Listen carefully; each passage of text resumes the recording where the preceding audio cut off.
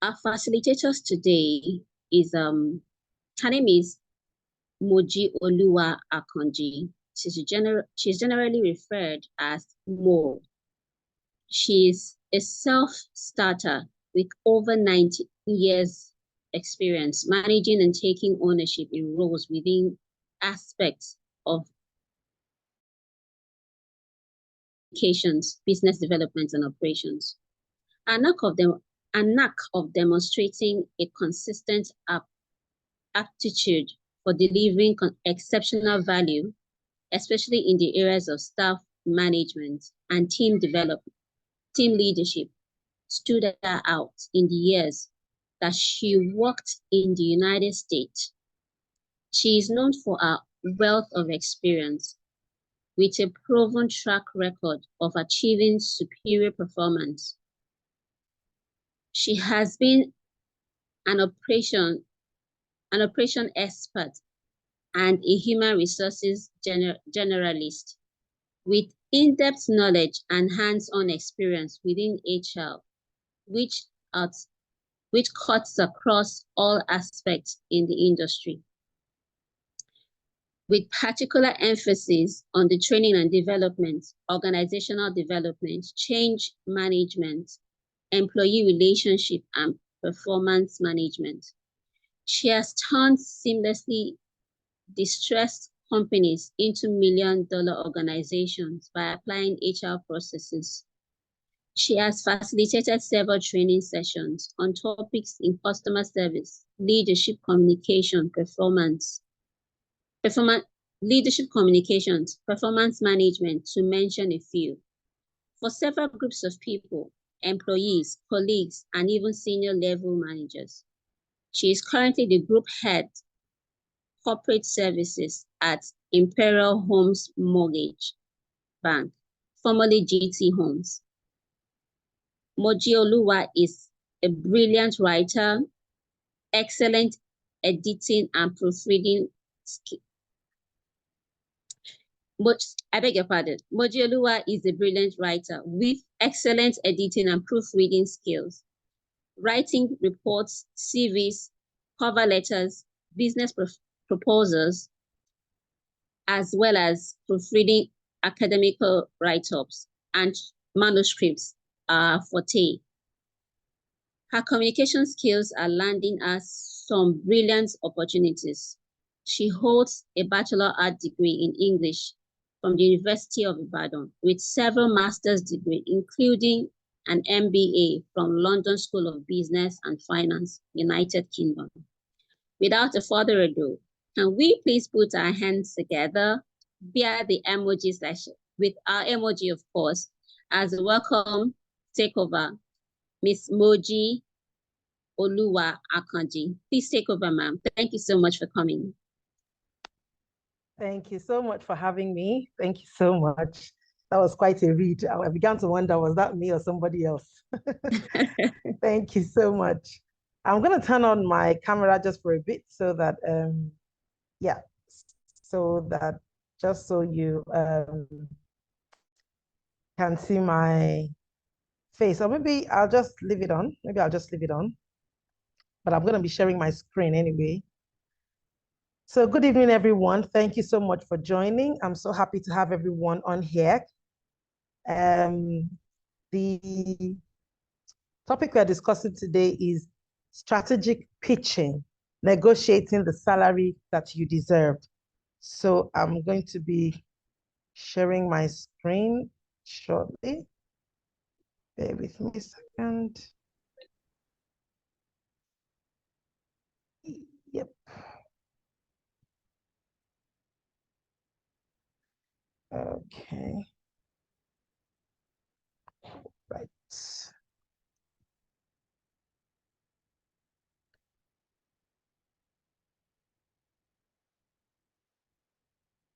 Bear with me 2 seconds.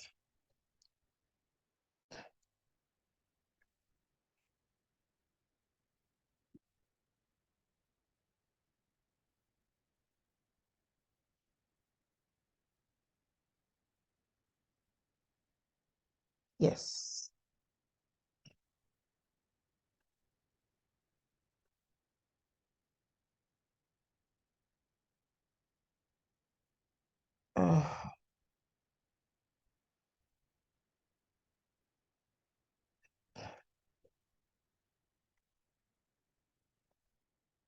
Okay, just give me a second, please.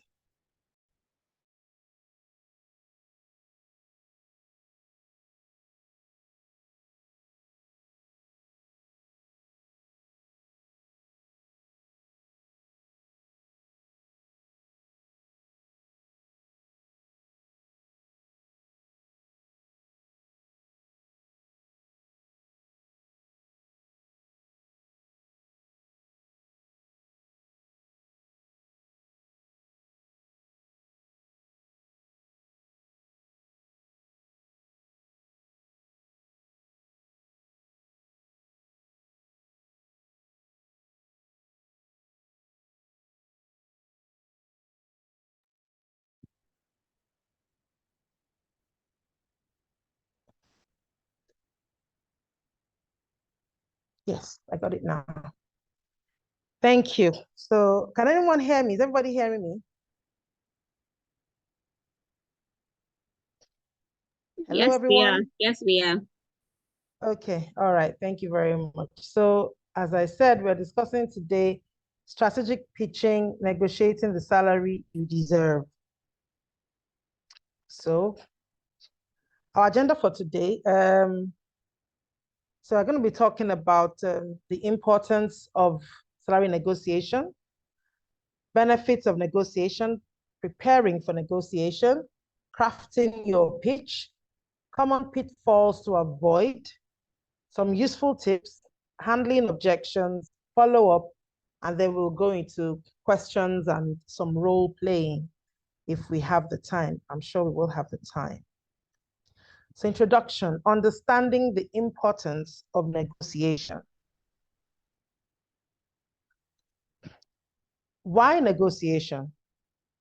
Now, I need us to understand that salary negotiation is more than money. It's not just about the naira and the kobo or the dollar and the cents or whatever it is, but it is an important part of any business process, and it is of immense benefit to the employee. It is a chance for employees to assert their value, make sure their salaries are market value competitive, and opportunity to lay a foundation for economic growth. So what do we mean by that? You know how bad you would feel if you found out that you bought a product for more than it was actually worth. So someone sells to you a Nokia 3310 phone for 150,000 naira. Meanwhile, you thought you had a bargain before someone had told you, excuse me, this isn't worth more than like 15,000, maybe maximum 20,000. You'd feel somehow. That's exactly what happens when you do not negotiate according to market value competition. Now, salary negotiations can have a significant impact on an employee's career path, job satisfaction, overall financial well-being. We're going to talk more about all of that later in the webinar.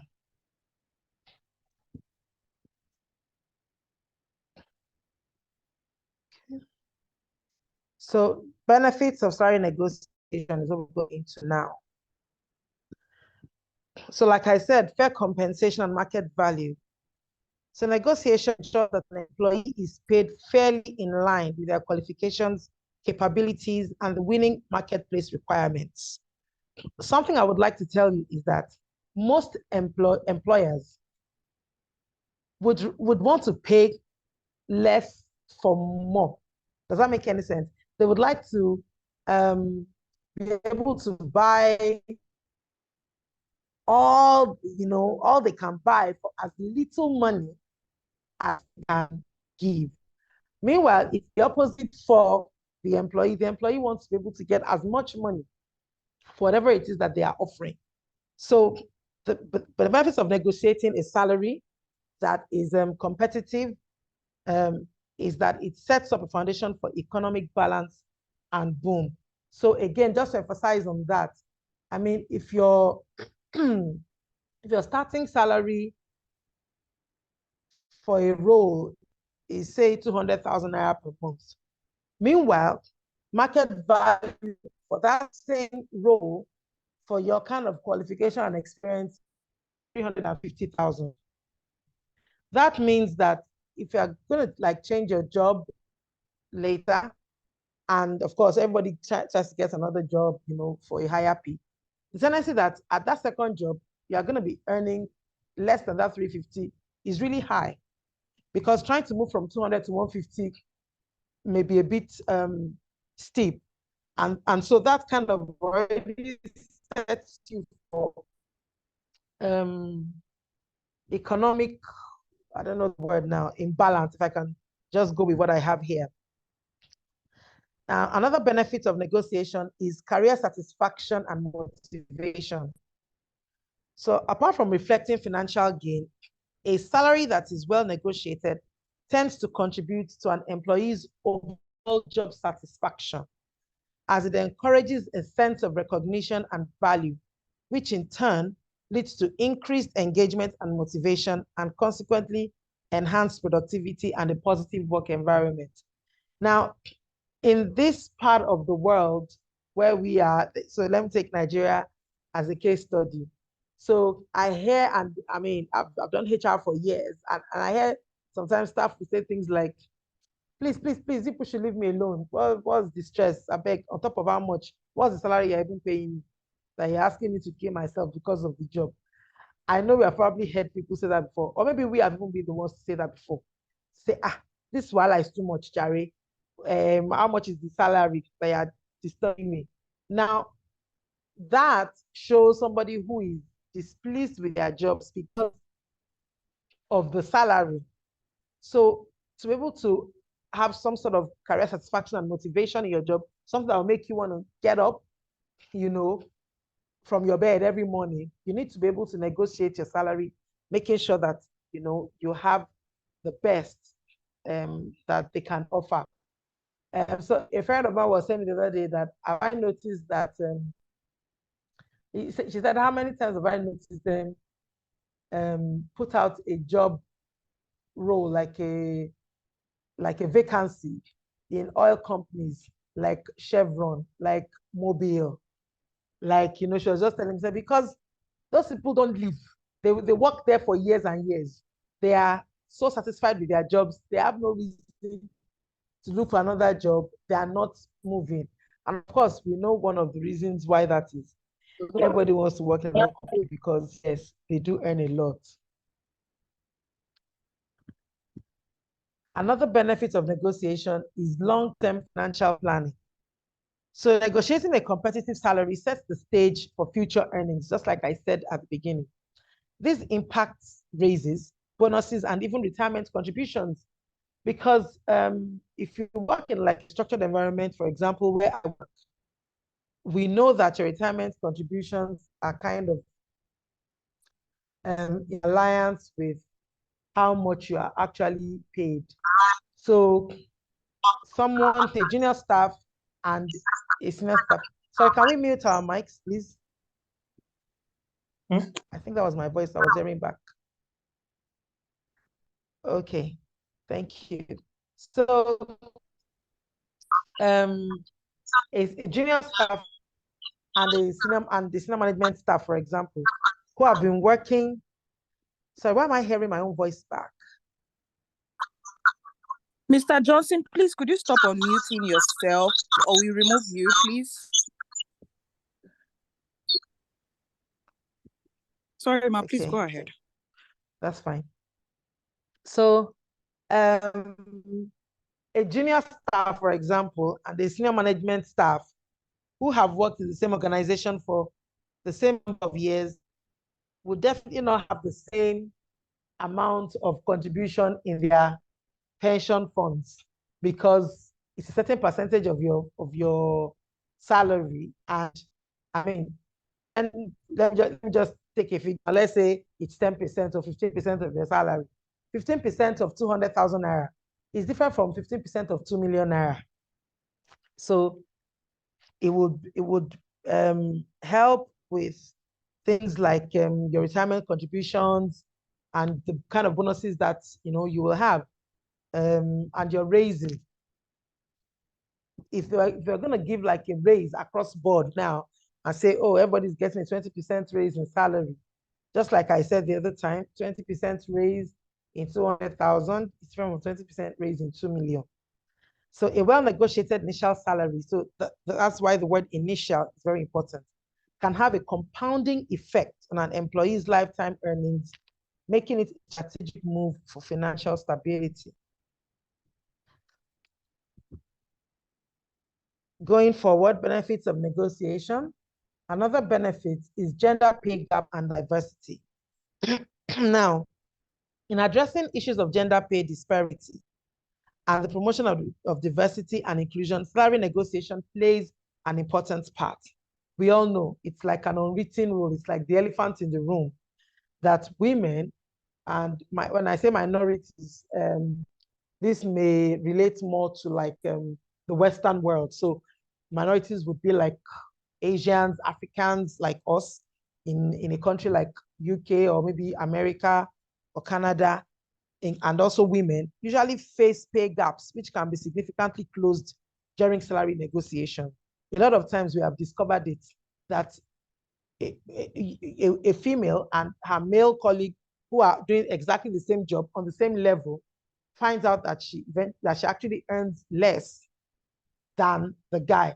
She may even have more qualifications than the guy, but for some weird reason, they just tend to feel like, I don't know, maybe women don't need money, because a lot of times I think it's from mentality that men are the providers. So as the head of the family or as the provider of the family, they need to earn more. The women just, latch onto the men. And that's not the case anymore these days. So during salary negotiation, these pay gaps can be significantly closed. And what happens is that this fosters a more equitable workplace and sets a precedence for fair treatment for all employees. So, I mean, if you are, as a woman, find out that you're earning less than a colleague, I know you're going to be disgruntled. You won't feel like, things are fairly done. And that's what negotiating your salary would address. Okay, so preparing for salary negotiation is the next thing. Now, number one, so this is imagining that you have an interview, or maybe you have even passed certain stages of interview, you know that it's already a done deal. Maybe they have told you, congratulations, you passed all our stages. The last stage is now for you to come and see our maybe MD, CEO, or our board of directors, or as the case may be, so that we can finalize on some stuff. So the first thing you need to do is that you need to do your research. You need to enter a salary negotiation as informed as possible, because this information is your strongest ally. You cannot be picking things from your head. So you should be able to, across board. So maybe you are like an IT person, for example, maybe like a developer, and you are being employed by, say, a fintech. You need to be able to understand how much that role attracts basically across fintechs.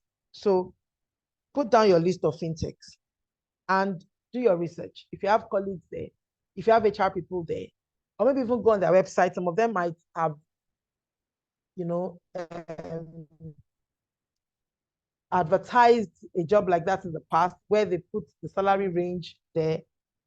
Understand all of that, versus what you are bringing to the table. So second paragraph here says, be sure to know how much you can earn on the job market by considering all factors such as the industry. So like I said, the fintech, experience level.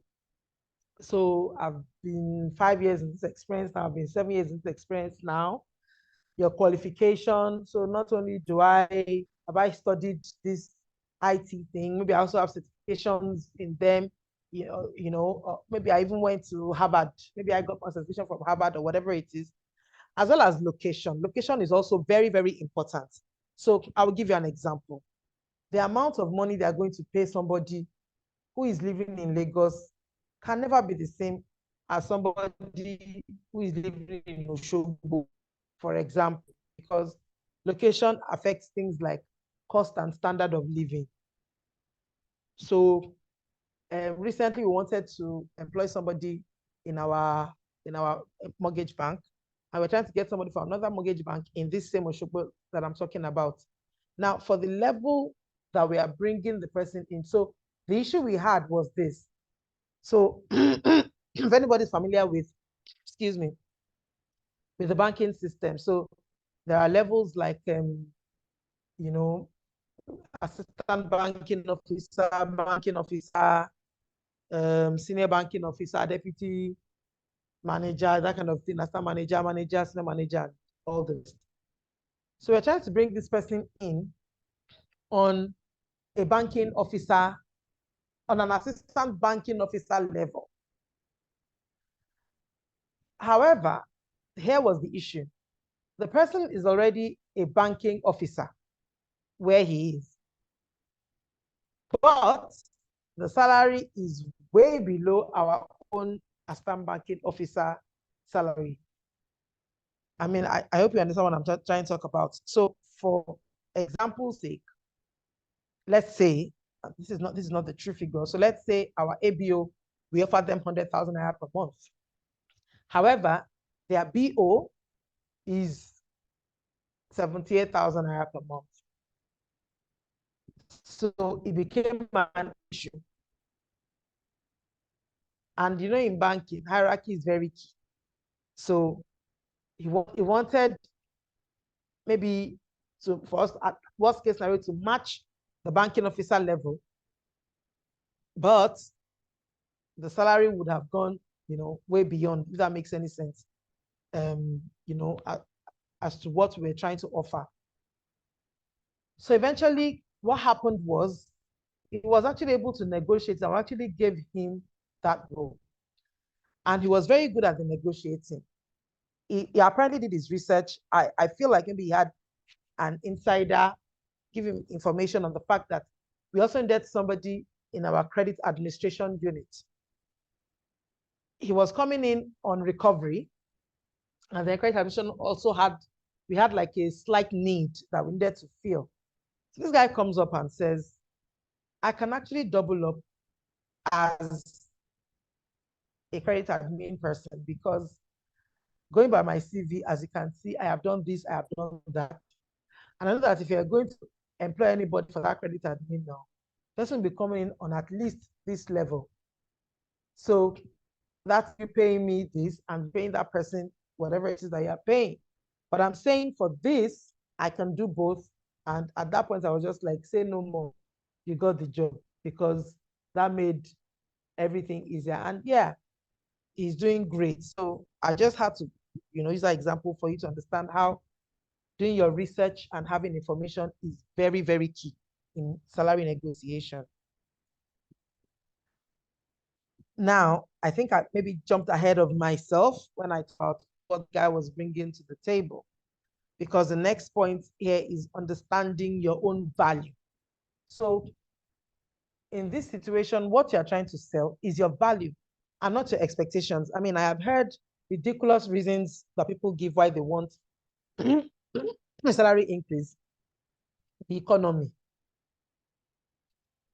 I mean, if you look at the economy now, if you pay me this amount of money, 70% of it is going to go on feeding, and that 70% cannot accommodate my transport.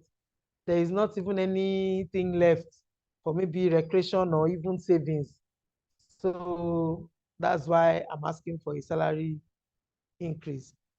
That is one wrong thing for you to say.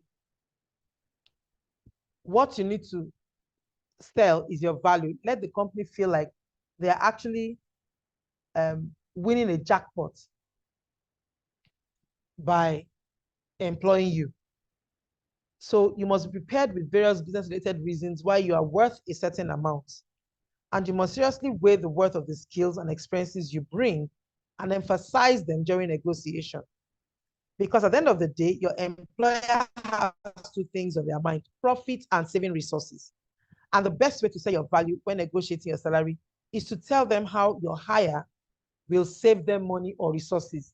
If that makes any sense to anybody, what I just said now. So what you need to be letting them know is, if you hire me, so I always say one thing to people, that people have asked me that question a lot of times, how I'm able to do this in my career and do that. And I just tell them, because everybody looks at HR, I'm not exactly like HR, but I've done a lot of things. I have experience in several fields and several, can I say, industries or whatever. So I can't exactly pinpoint myself and say, oh, HR is it. I'm not just HR. However, a lot of people see HR as like a cost kind of unit. So why would you be HR and be earning as much as this? What are you doing?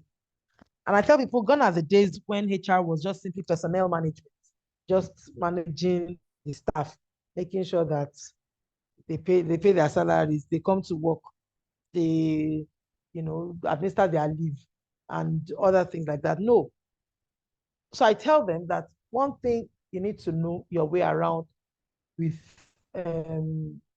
top management, say board members now, is that you have to represent everything for them in naira and kobo, or dollars and cents, or pounds and pence, as the case may be. Once you are able to put a monetary value to what you are bringing to the table, I can promise you, it's usually 95% of the time, it's a done deal. So if I cannot tell you that, oh, I'm going to expand your business by selling this for you, because I'm not a salesperson, you should be able to let them know how you can use human resource policies, number one, to block avenues being wasted. And of course, to create efficiency so that whatever money is being spent is getting the maximum value for that money. And once you're able to put that in place, if you say, for example, without me, on a monthly basis, you probably spend so amount of money on this, and then by the end of the year, you have spent this much. That is if you have not even factored in inflation and stuff like that. However, once I come in, by the time I do this, and reduce your spending by 45%, which brings it down from this amount to this amount. And over the course of 1 year, it would have been this. Now compare what you're going to be saving versus what I'm asking you for. That way, they usually cannot say no, because at that time they know that you are thorough. The tendency for you to have just said that from the top of your head and then come in and not deliver is really very slim, because anybody who can take their time to make such researches and statistics and data is apparently somebody who is painstaking. So that is another way by which you are showcasing your own value to your potential employer. Now, prepare your talking points ahead. It baffles me in this time and day that people will enter interviews and you don't have notes that you have made down.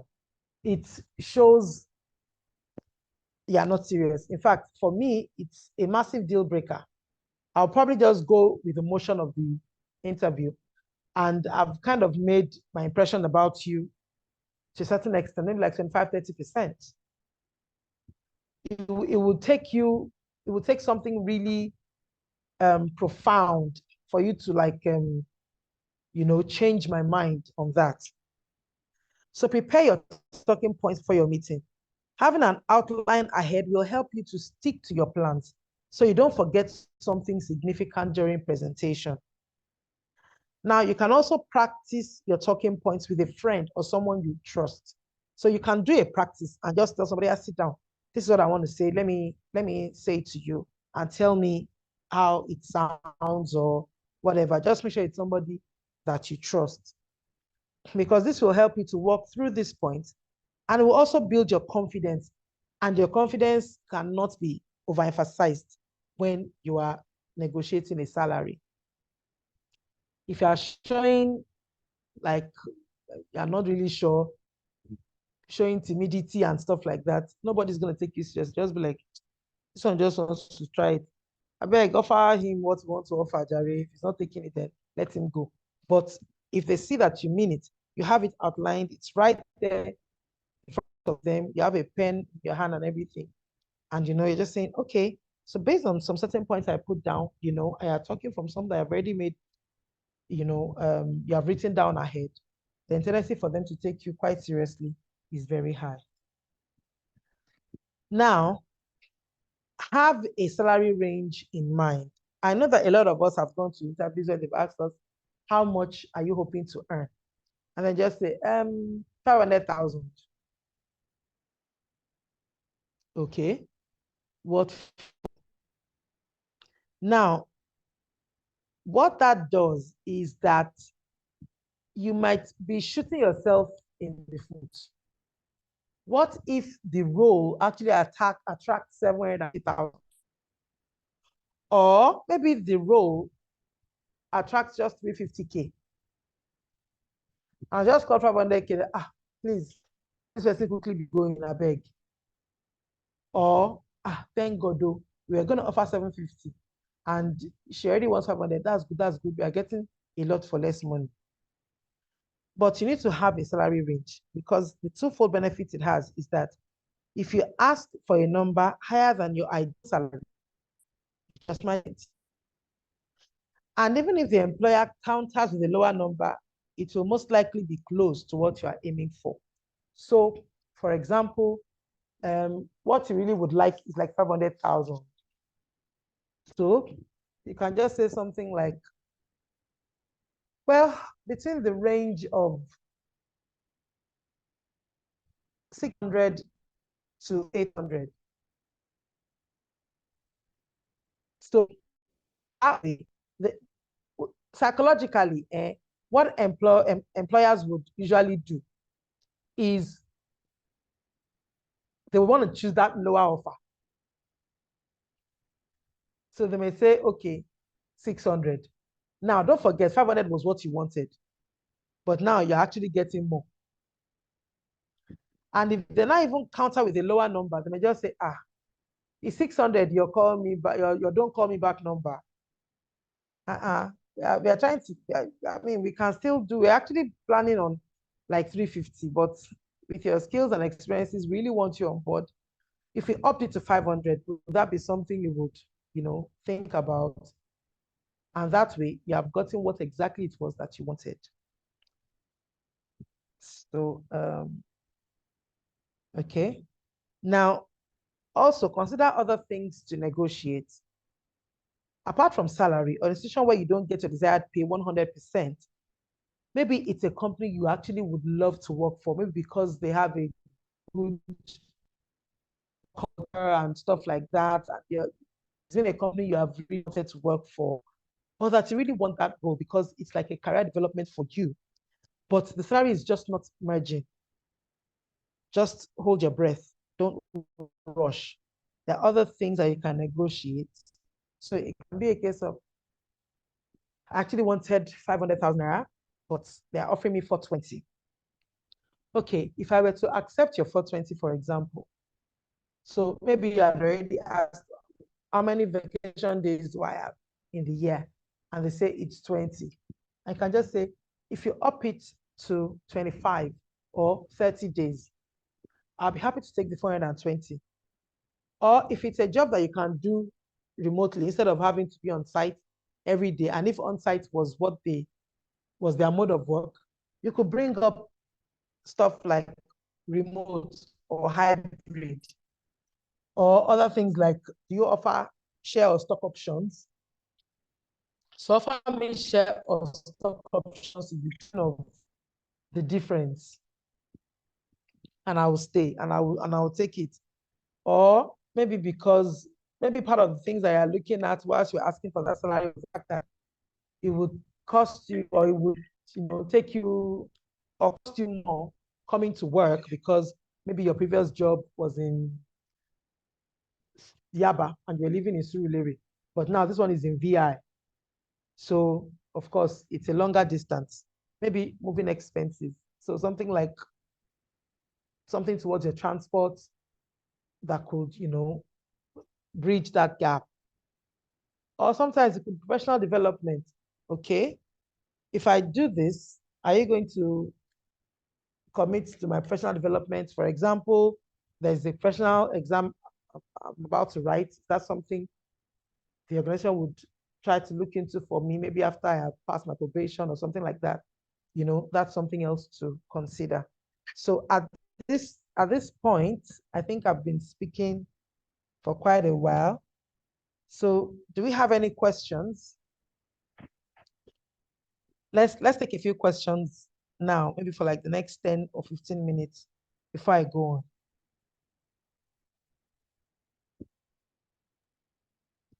Thank you so much, Moji.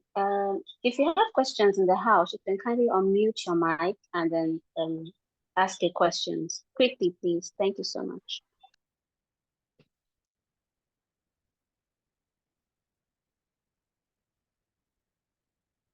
No questions? Okay, so I have a question. Good evening, ma. Okay, good evening. I don't know if you can hear me. I can hear you, yes. Okay, so for an employer that is willing to pay, that has the capacity or the resources to pay employees to their satisfaction. But Yeah. the problem now is because of the fact that they trained the employee like Yeah. From scratch to a level. So for that reason, the employer is not willing to give the employee that benefit that the employee deserves. Benefits in the sense that, okay, they are considering the fact that, okay, when you came on board as, take for instance, admin. And now they realize that you have competence and expertise in accounting. So the role for an accountant came in and we're able to fit in. And all of a sudden, they are trying to pay you the standard or the role of an HR or admin rather. Yeah. Exactly. Considering the fact that we did the training, we brought you up board, sent you on training. Yeah, they actually placed some resources on employees.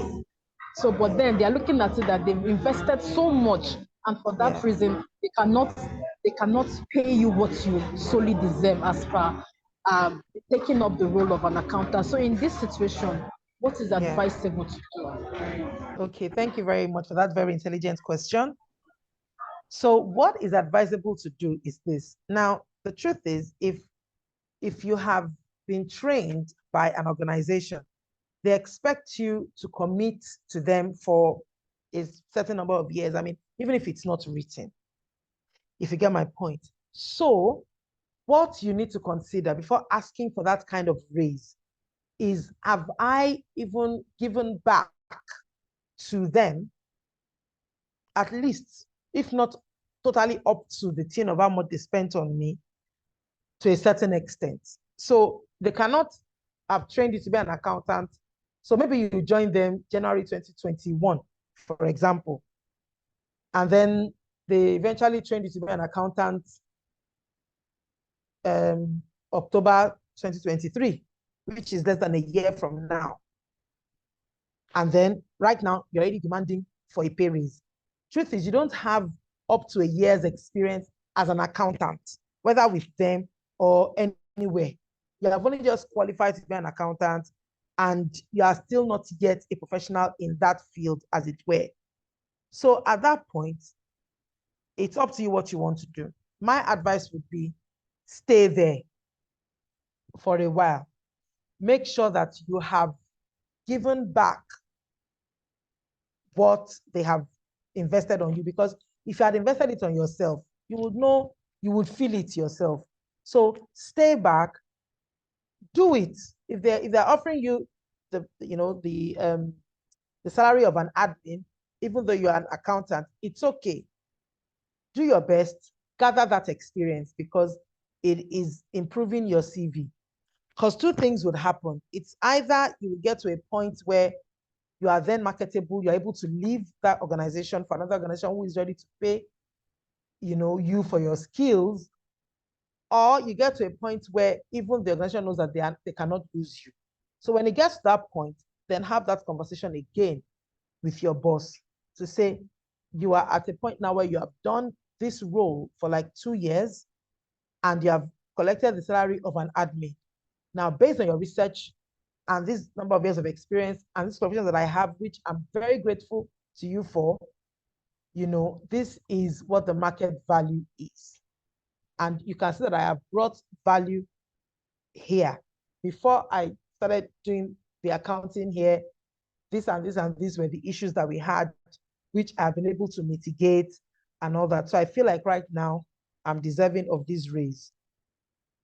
Because the truth of that is that if you leave, wherever it is that they're going to be getting, they will be paying that much. If you get my point. So they can't pay less than that. So, but sometimes the issue we have is that we are too hasty. So that may be the issue. So I would advise you, just take it easy, give back as much as you can, and then after that, demand for your raise. Does that answer your question?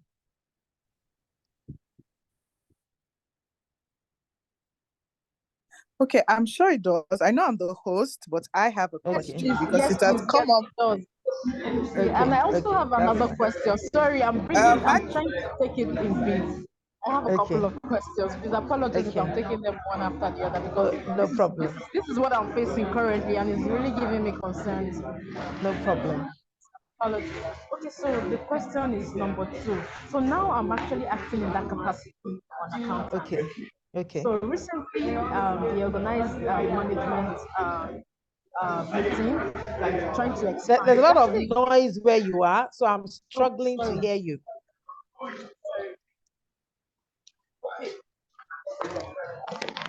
Madi, do you want to write your questions in the chat box and we can read it out for you, because where you are is really noisy. Okay, is it better now? I think she has moved to a quieter place. Okay, let me hear you. All right, go ahead.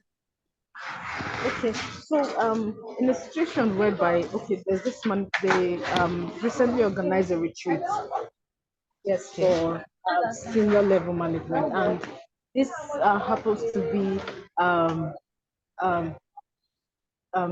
it comprises of every other department, right?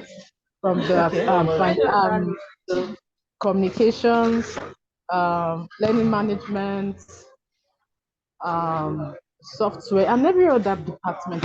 But the problem here is the finance department was exempted.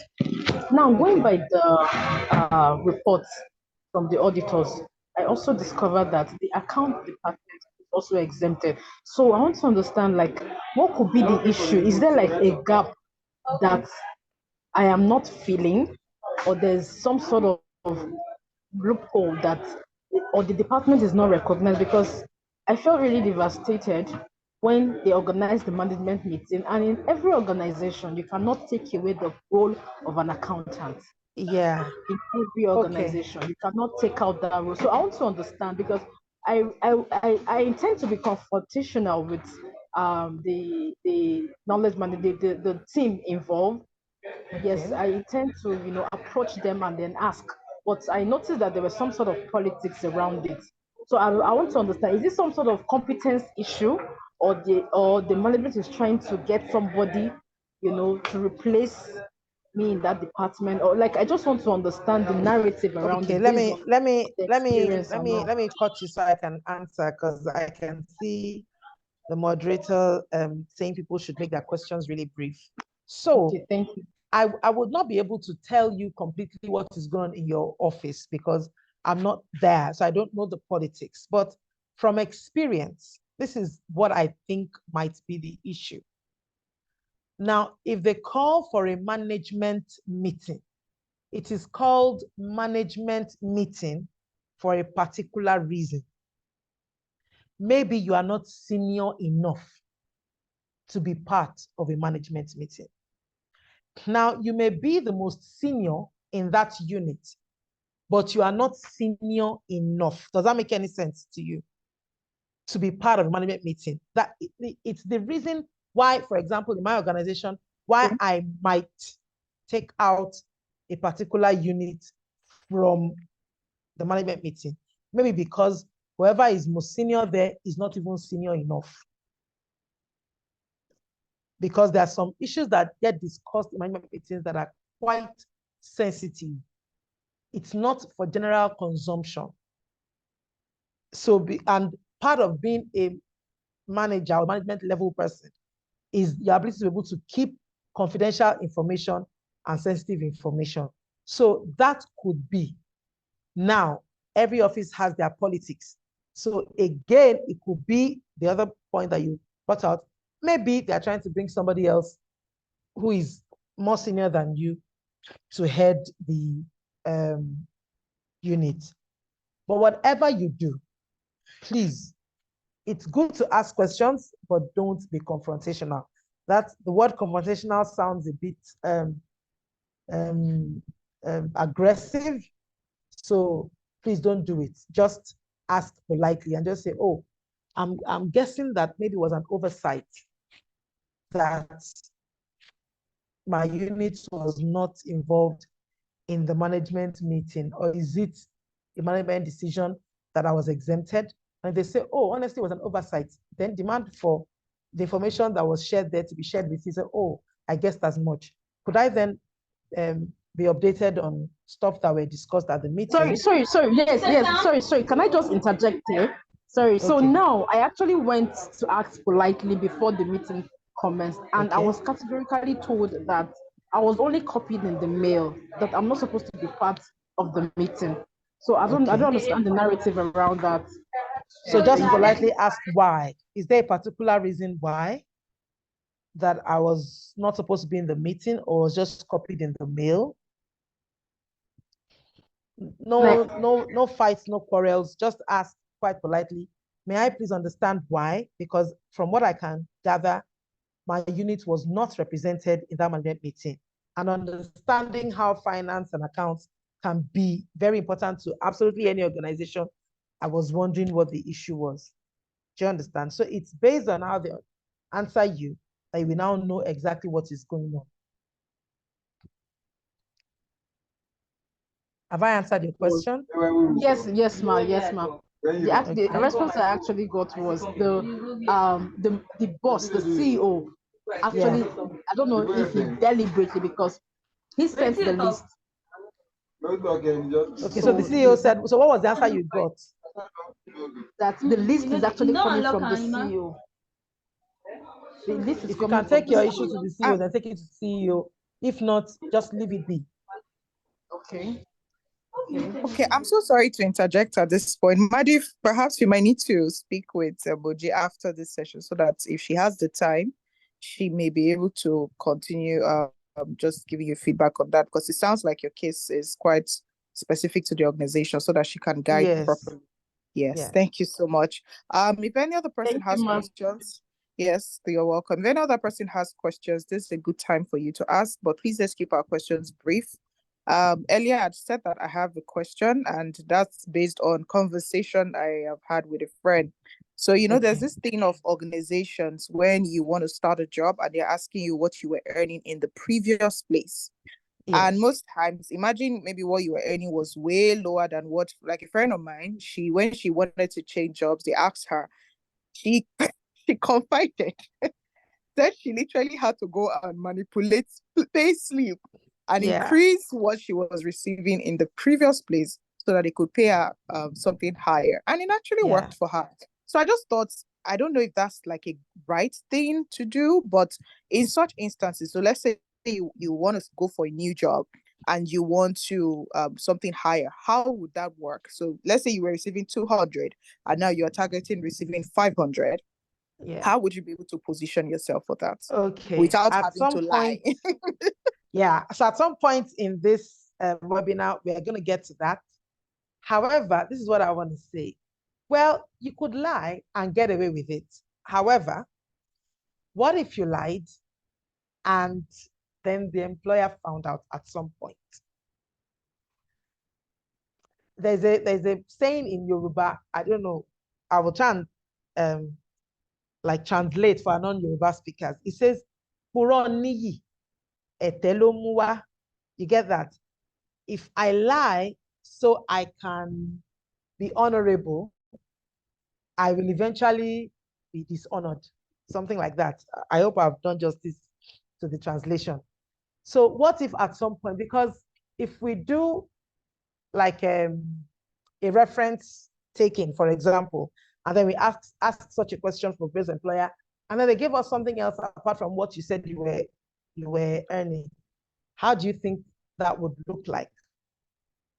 So, which is why, as I said at the beginning, I remember saying that what you need to do is why you merit a certain, sorry, I want to go back to it.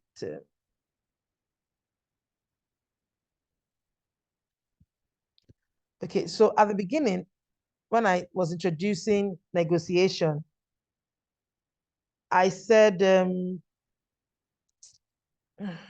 where was that? I was trying to say that you will need to let the employer know why you are worth a certain amount of money. It is true that you might actually be earning 200,000 naira now.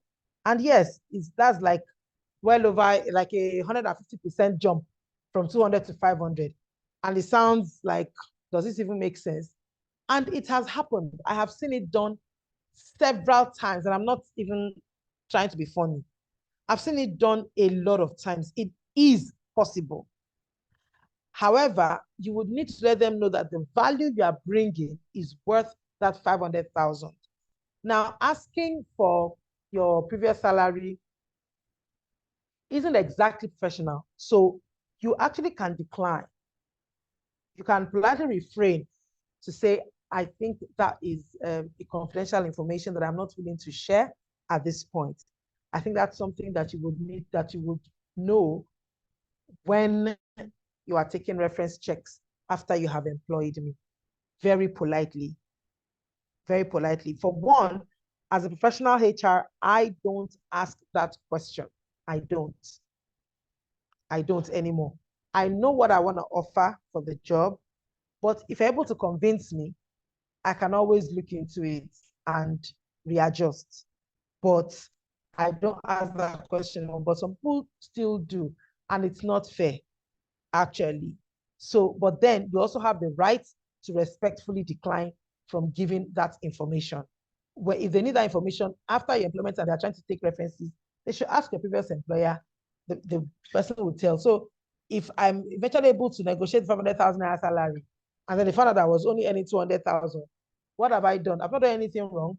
All I've done is that I've been able to sell myself properly, and you bought me because you thought I was all that and more. So they cannot hold you accountable for anything. Remember, during interview, this and this and this is what I said. So nobody can hold you for that. Have I also answered your own question?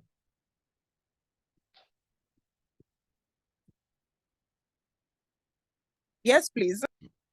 Okay, that's fine. All right, then I would continue the screen share. Screen share.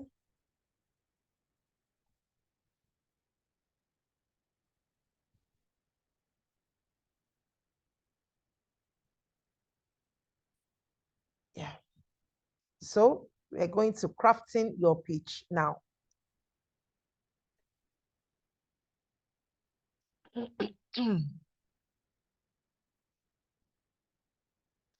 So crafting your pitch.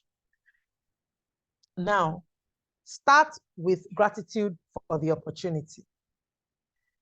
Clearly state your desired salary range and provide justification based on research and contributions. So you can't just say, oh, I want a salary of da, da, da, da, da, da. But if you look at the example page I put there, I would really like to thank you for this opportunity you have given me. It's been very enlightening and very enjoyable having this chat with you over the last couple of weeks, or depending on whatever it is. However, based on my research of the current market trend, especially within this industry, and also the value that I bring to the team, such as this, such as that, such as this, I believe a salary in the range of this amount to this amount would be appropriate. That way, they know that you're not just plucking, like I said at the beginning, plucking information from your head. You're actually giving facts and you are giving figures. There is nobody that doesn't like that. They know that you know what you are doing. And that already has put in an advantage with the employer. Common pitfalls to avoid. So there are quite a few. Please avoid these mistakes at all costs. Failing to do your adequate research, not practicing your pitch, and accepting the first offer without negotiation. Even if what we were earning before was 50,000 naira. And then they are saying, this role offers you 250K. Yes, I take it. No, don't do that. Because whatever you do, you might just be shooting yourself in the foot. You might want to say that, yes, right now, but hold back, chill out, ask them if you can think about it, maybe just for like 24 hours. Already, you know that it's something you've already collected, you've already started spending the money, but chill a little bit.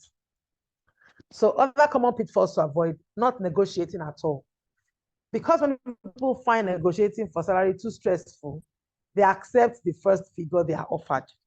Like I said, you could be leaving money on the table if you do this. So it's a good idea to at least try to negotiate. Just try. Just try, for trying's sake. Now, of course, like I said again, this is just like me re-emphasizing stuff that have been said before. Not coming prepared.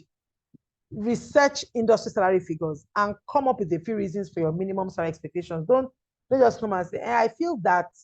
Don't feel. In fact, you can show them your facts and your figures. You can write it down and say, for example, I know this is a fintech and Flutterwave offers so amount of money for that same position. In fact, the person that is currently at that position is not even as qualified as I am. The person can only do 1, 2, 3, 4, 5 things. I have shown you I can do 6 and 7, you know, and then revealing too early what you would accept. Try to remain as non-committal as possible when asking about your salary requirements early in the interview process.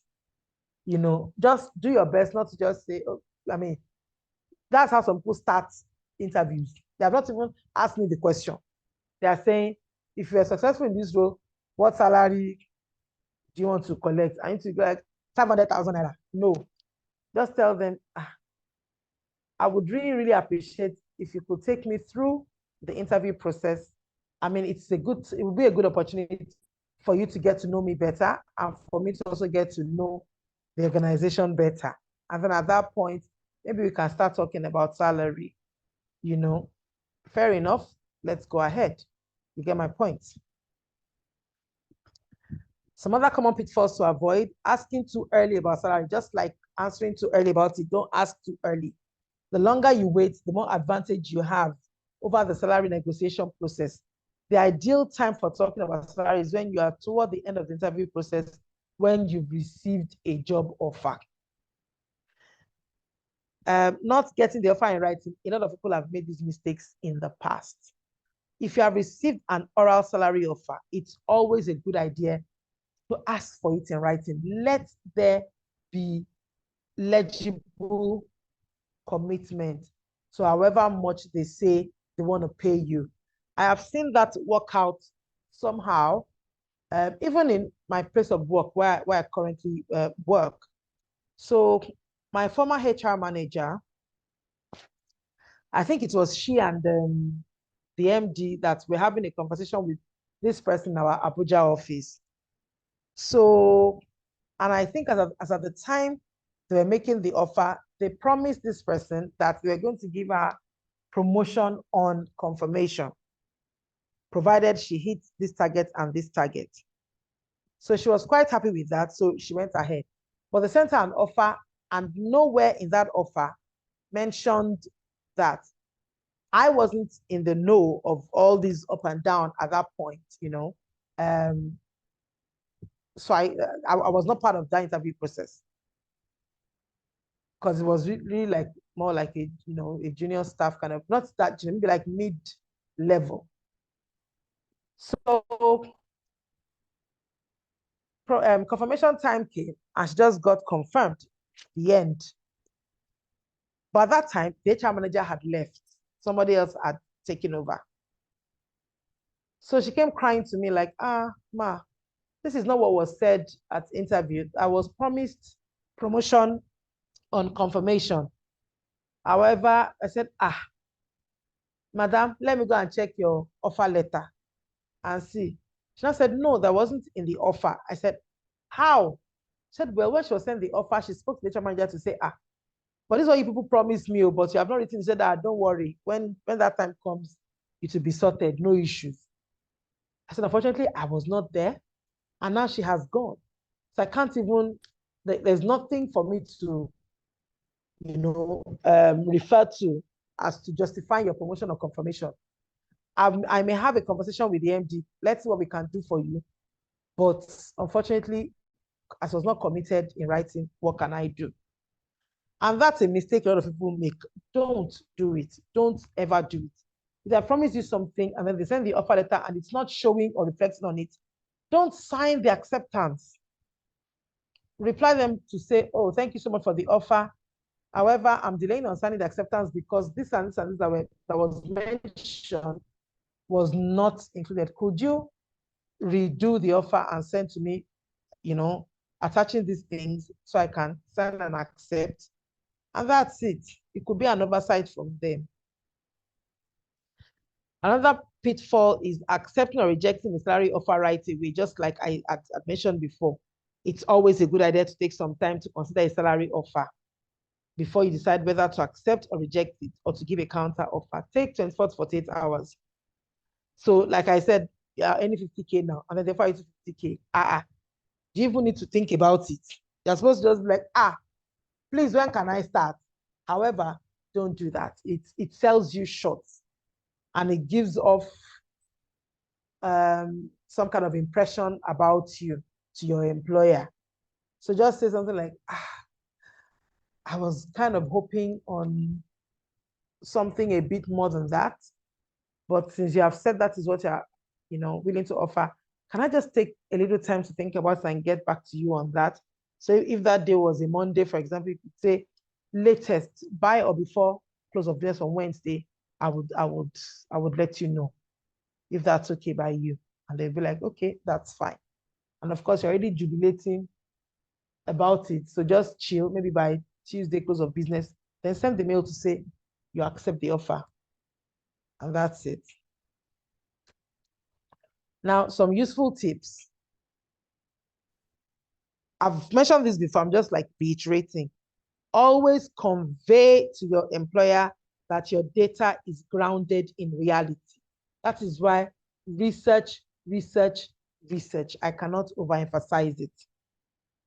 Number 2 is write down any valuable talking points you made throughout the interview process and use them to emphasize your skills and experience during the negotiation. So maybe they said to you, so for example, that person I said we employed that was doing both recovery and credit administration for us, picked that information, actually, I remember now, picked that information from when we were talking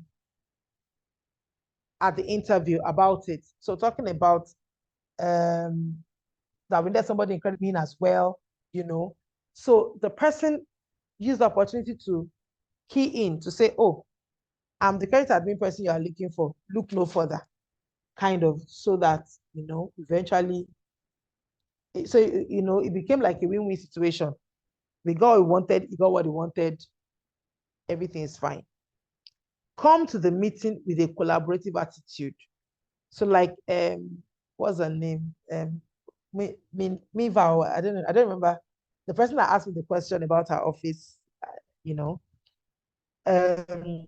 Madi, it's not an argument, or yes, or a chance to offer an ultimatum. No.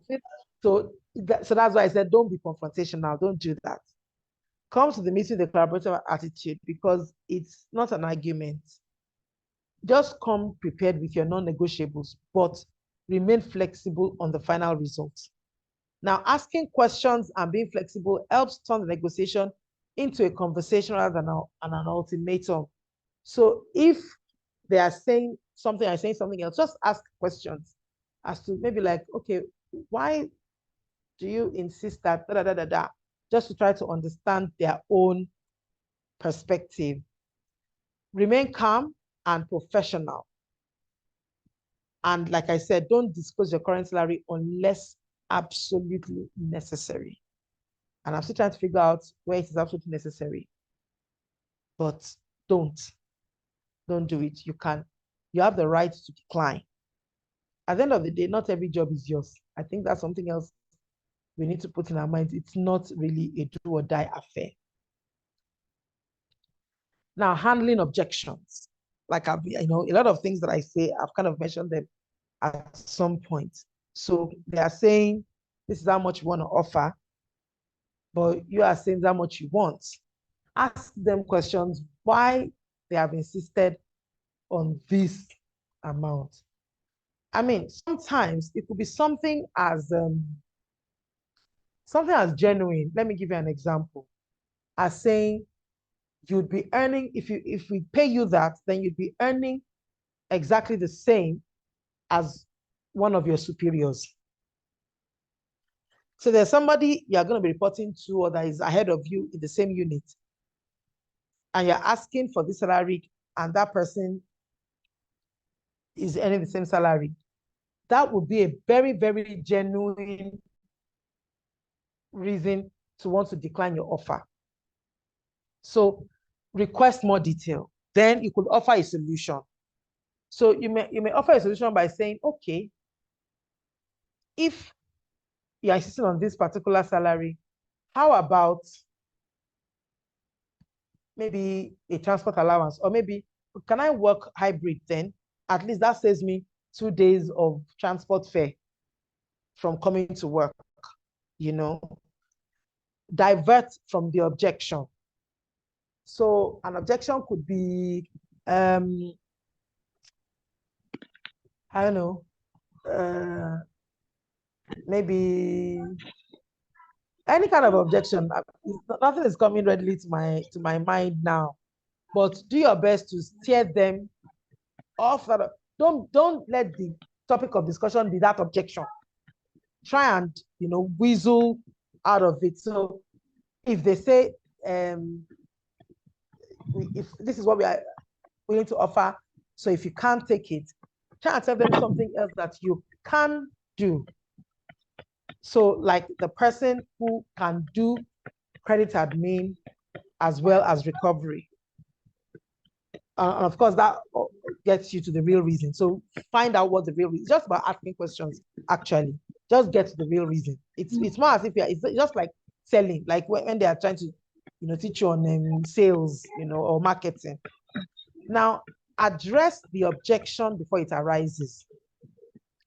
Sometimes, maybe the role, they are looking for somebody, maybe they're looking for a finance person. And part of the qualifications would be an MBA. Sorry, who's making that sound? Can all mics be muted?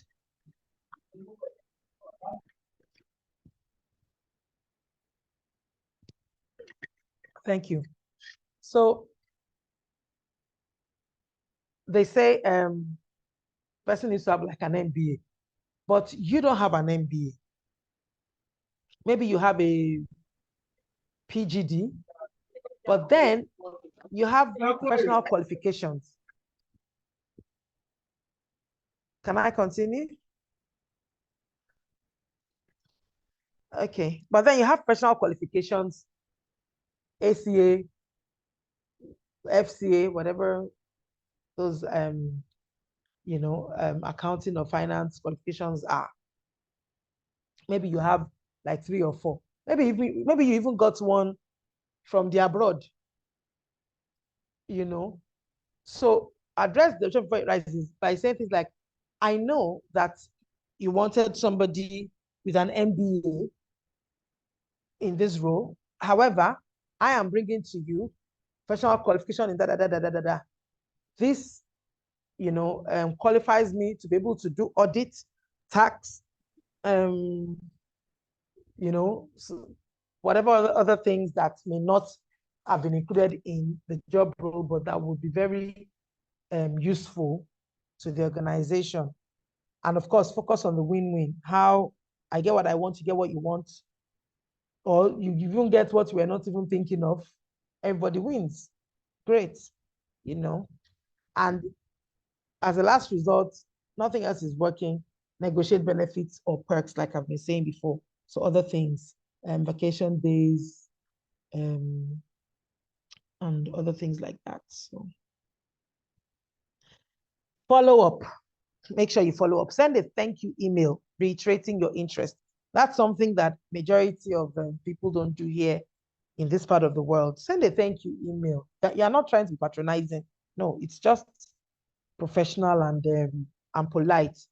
So it's not like you're trying to be like, please, have mercy on me, kind of mail. Just say, oh, dear hiring team, thank you so much for, taking the time to consider my CV and for inviting me over for an interview. It was quite enlightening and refreshing, especially when I learned about the fact that you were the first people to pioneer, blah, blah, blah, blah, blah, in Nigeria. It makes me feel really proud, to want to be a member of your team. And just to reiterate, like was discussed at the interview, I would appreciate if this and that and that and that can be done, especially because, so bring something else, any additional information that supports your case, maybe that you didn't think of at that time, and just support your case. And if it's something else that you have talked about before, just reiterate it. There's only always 2 things that can happen. Either they say yes or they say no. Like I said, it's not a do or die affair.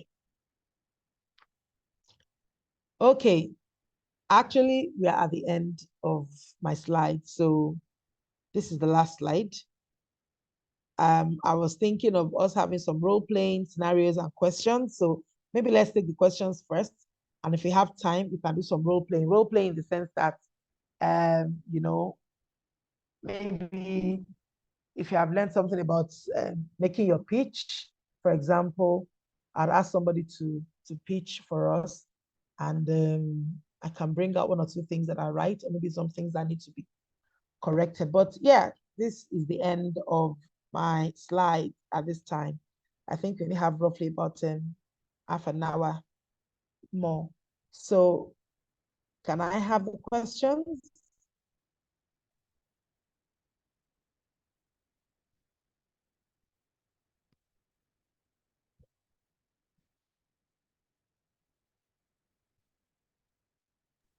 Okay, Marian, are you there no still questions? here? I'm here.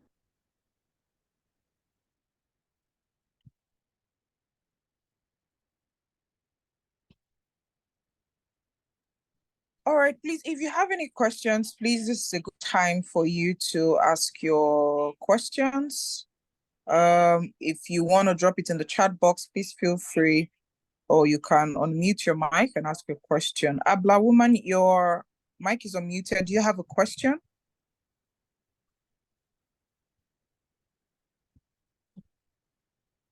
Okay, if you're speaking, we cannot hear you.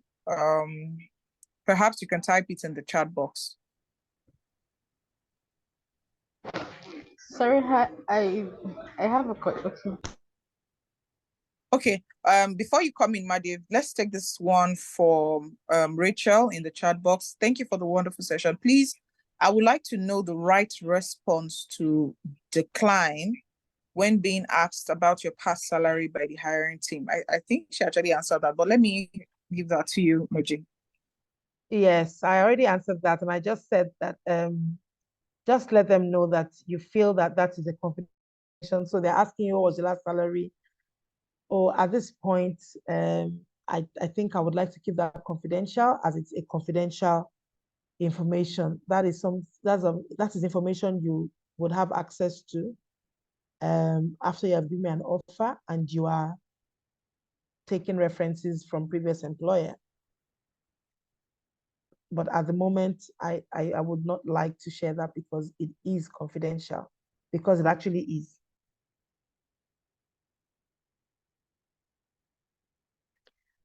Have I answered Rachel's question? Yes, you have. She's responded. She said, thank you. All right, Maddie, if you Okay. wanted to ask a question, please can you ask it, but please keep it under 1 or 2 minutes at the very most. Thank you. Okay.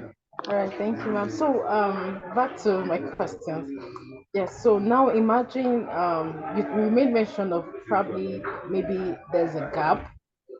Maybe the requirement they're actually looking for, maybe MBA or ACCA, as the case may be, those qualifications, and I am yet in the process. Like I'm still ongoing. ICANN and all of that, certification. So now, is that a prerequisite to be among the management team, or from the organization? It's a decision of what they decide. Like, it's political. So I don't want to take this personal, like reacting and then You're already reacting and you're taking it personally. Yes, You are definitely taking it personally and you're reacting. At the end of the day, one good thing you can have you finished your question, by the way? Are you still saying more? Madiv? Yes. I said you should proceed, address this first, then I will continue. Please. Okay, you are taking it personally. I think at this point, I need to say, take your emotions out of this.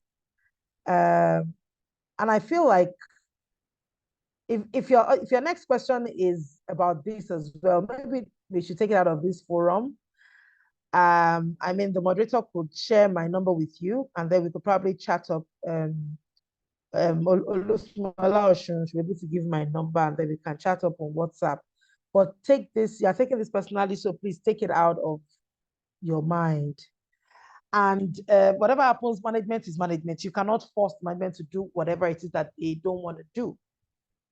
So if you are still in the process of, get your certifications, give yourself the time, get your certifications. At the end of the day, there is still going to be somebody who would pay you for your qualifications and what you deserve and what you bring to the table. If it's not your current employer, it will be another employer. So if there's any other question you have that is about this, your job particularly, maybe let's take it out of here, because I can notice that it's a bit personal for you. Okay, thank you, ma'am. Yes, it's really personal. So I wouldn't mind if I could get your contact, even if it's to pay for consultancy fee. I wouldn't mind. Sometimes sometimes I could get very temperamental and I could start reacting based on my emotions and all of that. Seeing other people that actually need some joined. training on emotional intelligence. Exactly, yes. So it could be temperamental sometimes. Yeah. All right. So Olufumola, please share my number with her, and she can chat me up. That's my problem. All right. Okay, so we have a question on the chat room. It says from Azizat. My question is, how do I decline not writing my past salary in an online application? Wow, that is actually a very, very good question. So it depends. If that portion is like a compulsory portion where they will not allow you go further if you don't feel it, my advice to you would be, it depends on how that box is formatted. If you could write negotiable in it, write negotiable. If you could just do 000 or something, you could do that. If you could do 500K, 700K, like that's salary range thing, do that. However, if it gets to a point where none of these work and all you need to do is just put in a number, then we may have to maybe come up with, maybe tell them. It depends on how the form is formatted. But I mean, like I said, it's not really professional for them to ask. Maybe tell them. And if you now have a part in the form, like a comment section, then you can, write your concerns. And also, if you're able to put in like 000 or negotiable in the comment box, in that salary box, then put also in the comments to say, in the salary box, I put in this. This is because I feel like it is a confidential information that I'm not willing to share at this moment. Maybe as we go on in the recruitment process, I might be able to share it, something like that. But like I said, it's not professional for them to ask. But if they have asked and it's a job that you desperately want, then, and there's no way out with all of these ideas I've given you, then you may just have to let them know. But then put in the comment section that the only reason why you have answered is because they have asked and they have not allowed you to move on without answering, but that you feel that is a confidential information.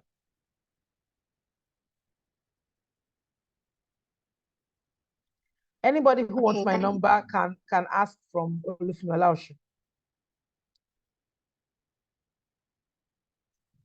Okay, I'm just going to read out the next questions.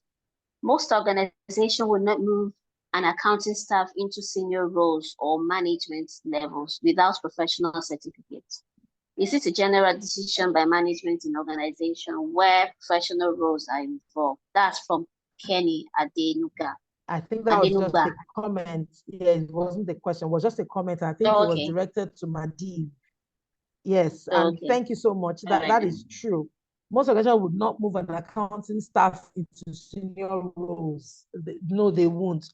Without professional certifications, it's just one of those professions where you can't just say, I have BSc accounting the end. You have to just continue. And it's a general decision by management in organizations where professional roles are involved. So yes, yes. Thank you so much for that. That is true. Any other questions?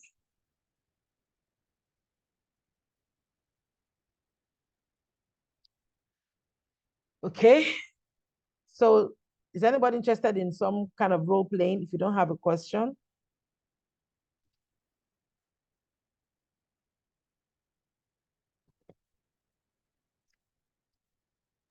Yes, I'm interested. Let me try. Let me try. So which pitch would you like to try? Would you like to try objections, like how to object to their objections?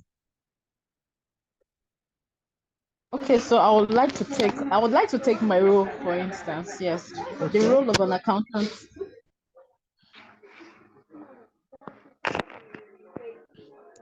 Yes, I would like to take the role of an accountant. Okay. So what are you trying to do? Are you trying to negotiate your salary or trying to object their objections? Which one? Okay, I'm trying to negotiate my salary. Okay, because that's the situation I'm faced with now. Okay. Okay, so just imagine I'm with my employer. Okay. Thank you very much, sir. I really appreciate the effort and the commitment, the investment over the years, for considering me valuable, to take up this task despite the number of persons or qualified persons that fit into this space, but you considered me relevant and gave me the opportunity to thrive in this particular field. Thank you so much, sir. I'm not taking this for granted. And then over the years, I've gained a level of experience, yes, from the admin to the HR, and then I'm now transitioning into the role of an accountant. Yes, I understand that part that the organization has actually, supported me, pushing me to those very points.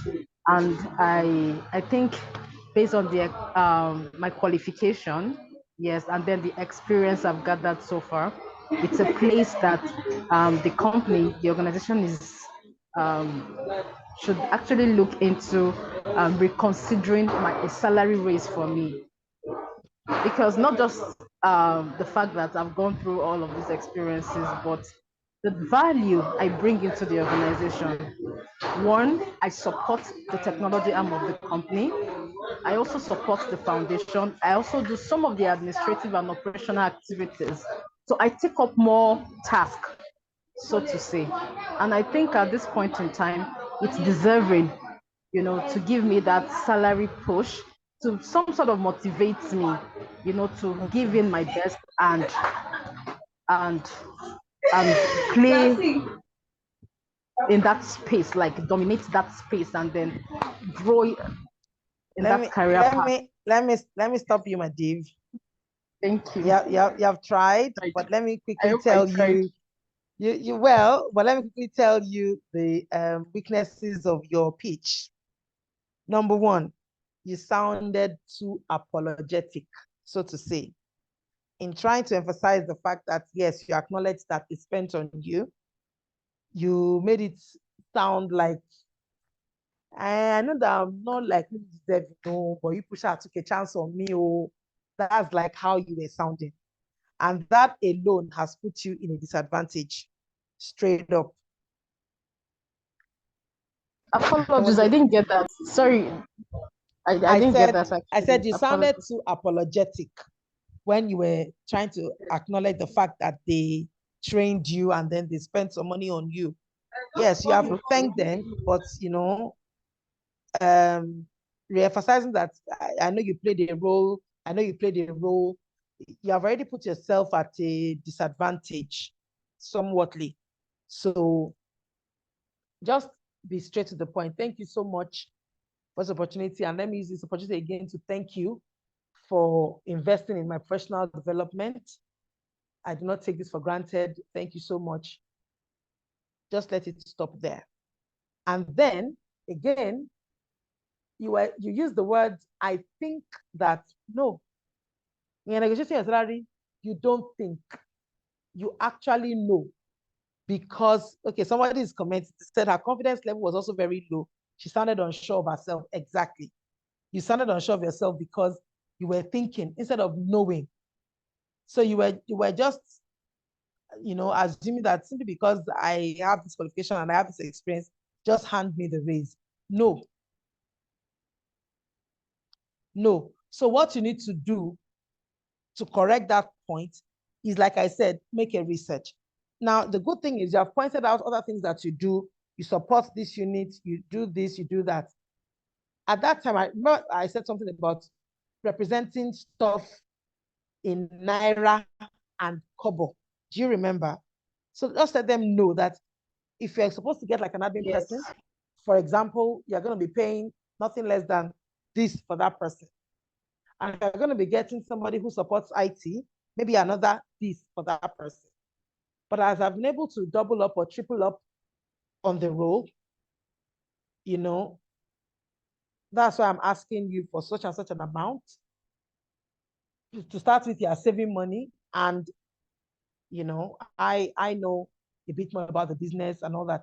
You need to bring up things like, if you were to get a new person, you would need some time for that person to like acclimate and get their feet and all that. That's time that you are wasting when I have already gone through that and I know the business. Do you understand my point? So issues, points like that are what should work in your favor, but learn to do your research. Tell them that this role in your kind of organization in another place would attract up to this. Do you understand? Yes, please. Yes, please. Yeah. And if you are still, Madiv, if you are still in training, like you are still in that training that the organization is sponsoring you for, my advice to you would be calm down. Let them finish training you. Don't be too hasty such that they will withdraw this midway. Just calm down a bit. And like I said, I think you need to register yourself for an emotional intelligence training. But like I said, we take that off here. Any other questions from anywhere? Okay, thank you, ma. You're welcome. Who wants to pitch again? So she's pitching salary raise. She just pitched salary raise for our current employee or current employer. So who wants to pitch salary with a potentially new employer? Okay, Abla woman wants to ask a question. Can we have your question, please?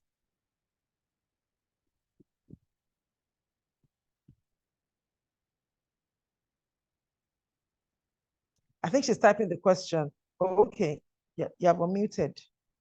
But we can't hear you, Abla woman. So maybe you need to type the question. While she's typing the question, who else has another question? Who wants to pitch?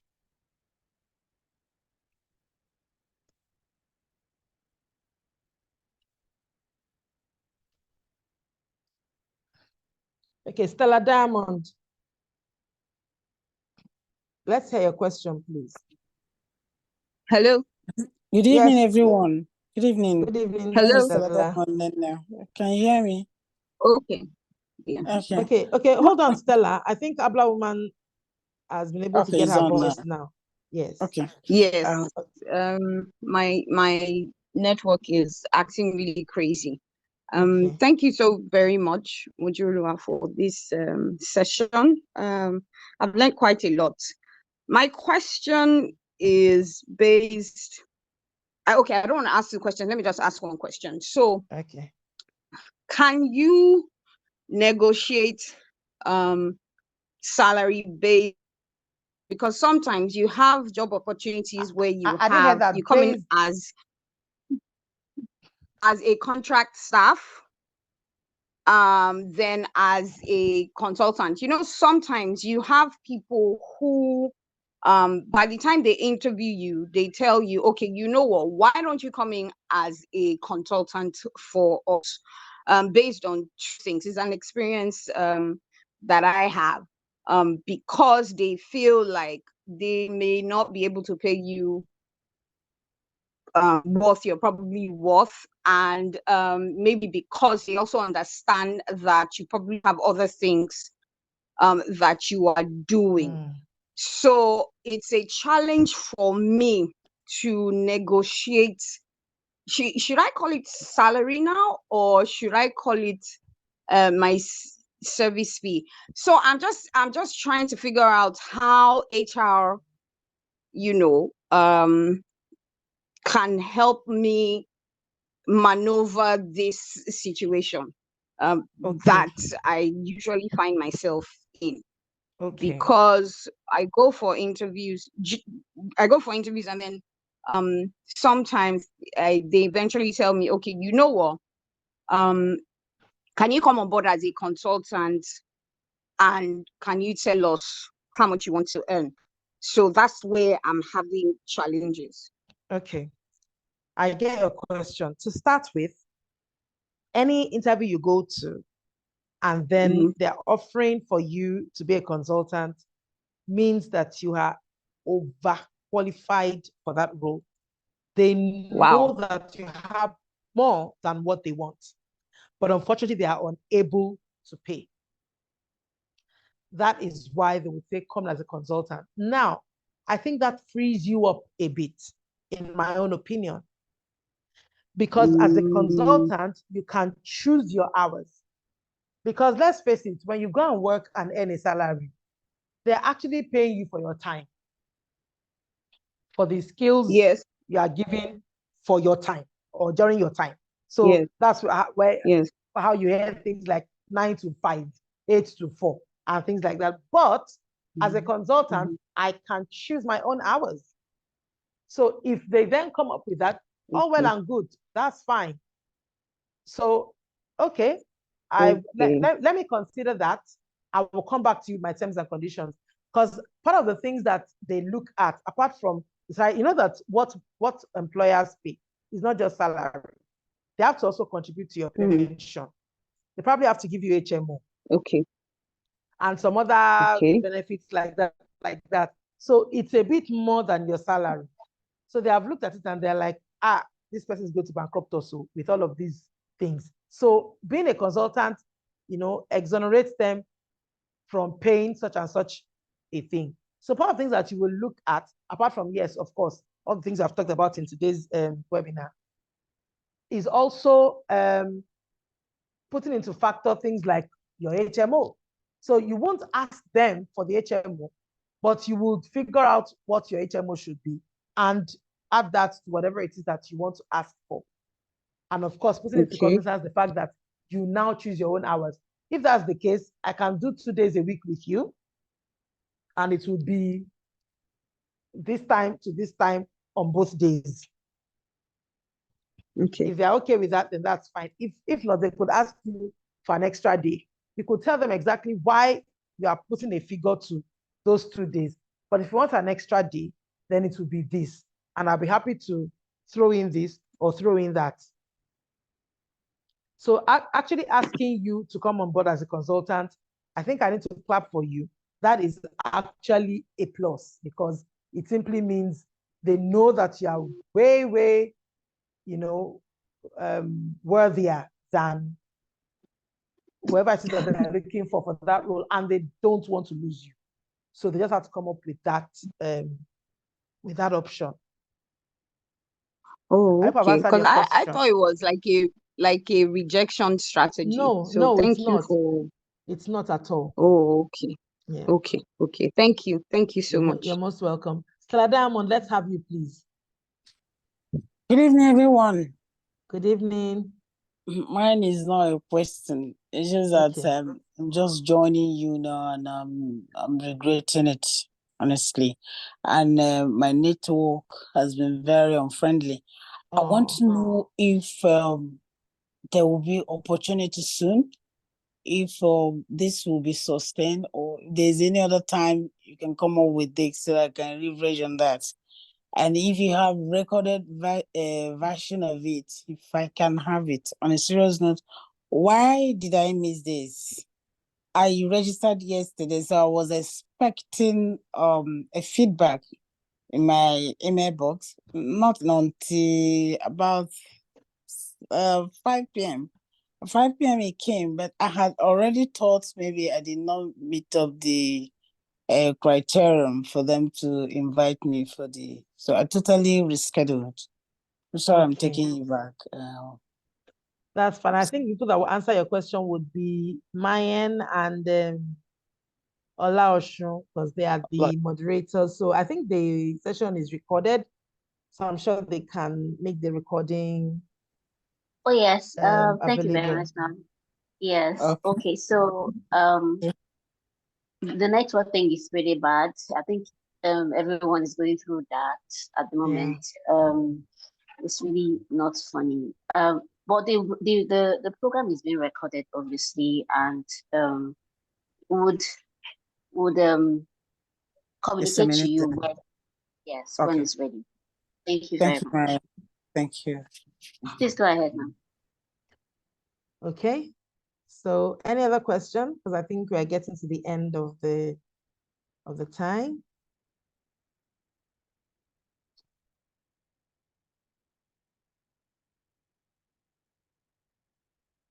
There's a comment for you, Abla Woman, on the chat.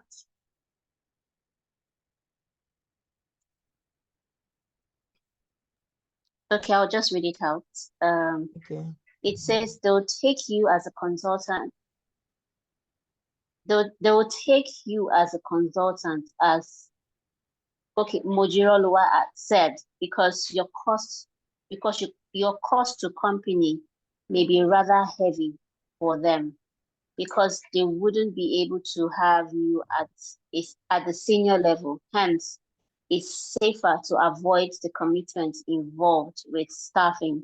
So they can have you as consultant while hiring junior person in-house to reduce cost, Yeah, which is obviously absolutely perfect. reasonable. Yes, thank you for Yeah. that comment. Thank you. Okay, in the absence of any other question, I would say I have come to the end of this webinar, and over to the hosts, Olufemi Olaosun, as well as Maya and Ita. Thank you so much for having me. I do not take this for granted at all. So I take a bow by muting. Thank you so much, ma'am. Thank you so much. Please, can we appreciate her by sending emojis and our love, towards her, and how we just express how much you appreciate her via the comment section, of course. Thank you so much, ma'am, for making out time to attend at such swift notice. We really have learned a lot, because personally, I need to go do some homework. So, this has really been very, very intense, both as a staff, an employee, and also as an employer. I'm from the employer end, so I know how much work I need to go put together. So this has really been intense. Thank you so much. You are a wealth of Thank you knowledge so much. in Thank this, you. and I'm sure on behalf of everyone here, we do not take this lightly. And so at this point, I am going to be handing over to okay, of course, you're still here. You can see the comments all over. Everybody's really appreciative of this session. And I would like to ask a question. Has there been anyone here who would like to say in 1 minute, just 1 minute or less, what has been a paradigm shift for you this evening? Just tell us in 1 minute. You can indicate by raising up your hands, and I will pick one person to speak. Thank you so much. What has been the paradigm shift? What didn't you know before that you just got to know now? Sorry, Mayan, before you get to that, let me just appreciate Moji. Oh, yes, just in case she needs to drop off, because she's really spent time with us. She was very prompt. She was here before. Sorry. It's Mo. It's Mo. Sorry, Moji. ma'am. It's either Mo, sorry. MojirOluwa or Mo. Yeah. Okay, my buddies, let's just appreciate Mo for this wonderful session. Great insights that she has shared. I really want to thank you very much, ma'am, for agreeing to come on board and coming to share with us your wealth of knowledge. We deeply, deeply appreciate you. And I mean, we don't take your time for granted at all. I know someone asked about recording. Yes, those who registered, you will definitely get the recording. This is here, it has been a week-long weekend boot camp, and this is actually the third weekend. So next weekend wraps it up. Of course, tomorrow there's a session, tomorrow Sunday, the next weekend again, Saturday, Sunday, and then all the recordings for the different sessions will be sent. So rest assured, you definitely get it. So thank you so much, Mo. We really appreciate your time, and personally, I'm grateful, and I'm still coming back to you definitely. So I express my gratitude, but just thought to say problem, no problem. So much. I appreciate. So Mayan, over to you, please. Okay, thank you so much. Please, I'm still waiting for who would like to tell, what has been your paradigm shift on this particular session so far. You can unmute your mic and speak. Okay. Sorry, can I speak because it's... Yes, please go ahead. Okay, thank you. So I think I would say this session is actually for me. I personalized the session, and thank you so much, Ma, for exposing us to this current realities. Okay, so for me, one, my paradigm shift around the session is number one for me is to do a research on industry, research on pay level, research on what the industry is talking about, and then 2, personal development.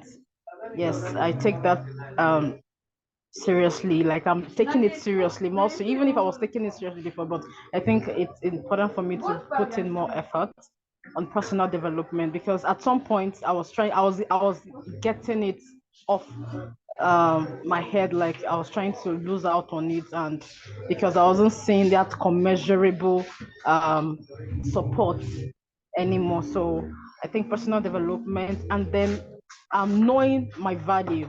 So once I'm able to present my value to my employer, I think if I'm able to tell him, okay, I am doing XYZ, so why is there an opportunity for me to also have this remuneration in return as some sort of compensation to my efforts?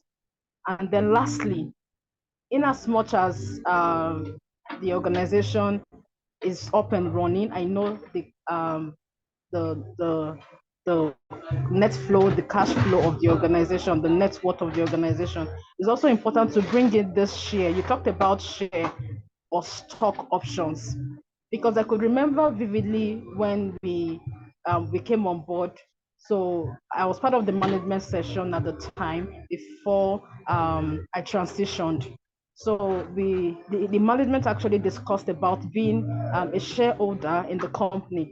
And for this reason, there are some sort of benefits, right, that comes along with it. So I think having that opportunity to request or to bring it to the table and ask if I'm given this opportunity, or does it also accommodate being a shareholder in the company, or having stock, or some sort of bond and other dividend that might come in along the line, being an employer. So I mean an employee rather.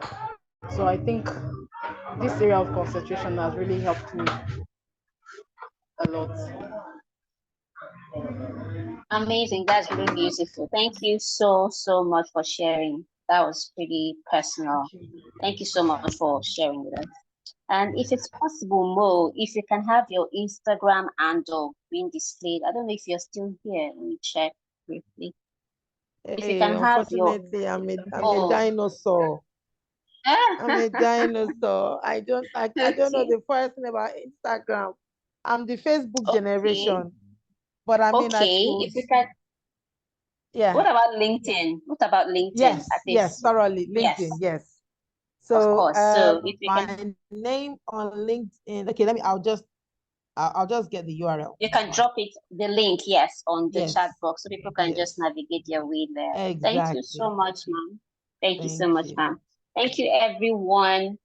Wow, this has been really, really intense and huge. And we do not intend to take too much of your time anymore, because this has really been, amazing. So at this point, I don't know if Olufemi Olaosun would like to say 1 or 2 things, I think. If not, so we can call it a wrap for the day. Like she said earlier, there's another session coming up tomorrow. And by next weekend, we'll be wrapping up this boot camp. It's been on since about 3 weeks now, for those of us that have been following. And we can tell that this has been amazing. Like she said, at the end of the entire boot camp, we're going to be having the recordings distributed to as many that registered, that we have their details registered. So that's that for now. Olufemi, are you still here? Do you want to say 1 or 2? Thank you very much, Marianne. So I think with that, we can wrap it up. Again, thank you so much, Mo, for joining us. Thank you, everyone, for joining today. Please be sure to look out. Tomorrow is 5 p.m. I know if you're already registered, there is no need to register. But if you're not yet registered, we actually advise you to register, because the recordings and the slides from each meeting would actually be sent to only those registered. Mo, I wanted to ask, would you be willing to share your slides with participants? Yeah, okay. I I would But share. I would if you share don't it. want to, that's fine. No, it's actually fine if you don't want to. It's very okay I if you think don't want to. yeah, I think maybe I would share like an edited version. That's fine. That's all right. Yes, and I can let you have that so you can just that's disseminate. no problem. That's no Okay. problem at all. All right. Thank you very much. So thank you everyone for joining, and please keep it a date tomorrow, 5 p.m. You can actually use the Zoom link that you used to join in today. You can actually use that to join tomorrow's meeting. Because it's like a link for the entire weekend, so you can actually use that. So I'll see you tomorrow by 5 p.m. Okay, so briefly, briefly before we go, if you're not following us on our social media handles, please go follow us on our social media handles, and I'll be dropping the links right after this. I'm sorry for me. That's all right. All right. So thank you very much, everyone. Please do be sure to follow us on Instagram and LinkedIn, and for further updates of future trainings that'll be coming up. Thank you so much, and enjoy the rest of your evening. Thank you too. Thank you. Good evening.